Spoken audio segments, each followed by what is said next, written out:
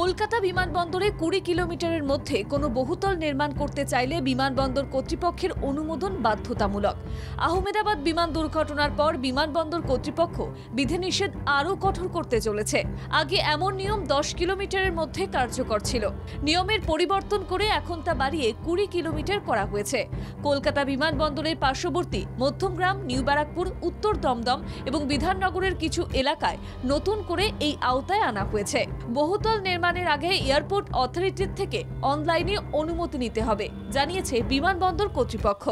পুরসভায় চিঠি আসার কথা জানান রাজ্যের মন্ত্রী রথীন ঘোষ। বিমানবন্দর কর্তৃপক্ষ সূত্রে জানা গিয়েছে, এই সিদ্ধান্তের অন্যতম কারণ বিমানবন্দরে নির্বিঘ্নে বিমান ওঠানামা।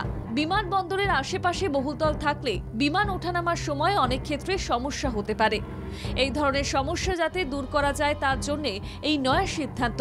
পাশাপাশি কোনো দুর্ঘটনা ঘটলে বিপদের মুখে পড়তে পারে এই সমস্ত বাড়িগুলি।